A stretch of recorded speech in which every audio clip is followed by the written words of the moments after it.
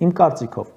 Հովիկ Աղազարյանը եւ ԿՊԱԿ-ական մյուս падգամավորները պետք է խիստ պատասխանատվության ենթարկվեն, որովհետեւ նրանք մասնակից են մեր հայրենիքի վաճառքին, հանձնմանը։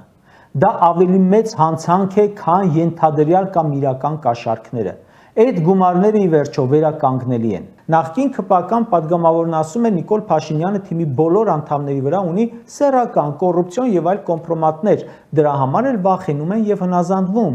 Գուցե դրա համար ԲԴԽ նախագահը, հակակոռուպցիոնի նախագահը, ներքին գործերի նախարարն ու այլոք SMS ստացան, թե չէ գնացին։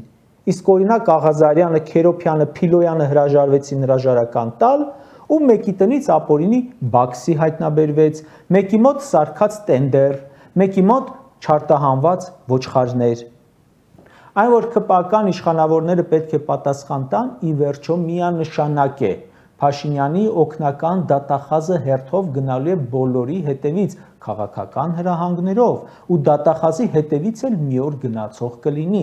Ալեն Սիմոնյանը ի դեպ ասում եմ ընդդիմությունը ոչ թե Հովիկ Աղազարյանին է պաշտպանում, այլ հերթական անգամ ուզում է ցույց տալ, որ Նիկոլը վատն է։ Ընդդիմությունը չտեսա, որ Հովիկ Աղազարյանին է պաշտպանում։ Ու ընդհանրապես ԿՊԱԿ-ականներին կարծում եմ պետք է պաշտպանեն իրենք իրենցից բացի մեկ էլ փաստաբանները։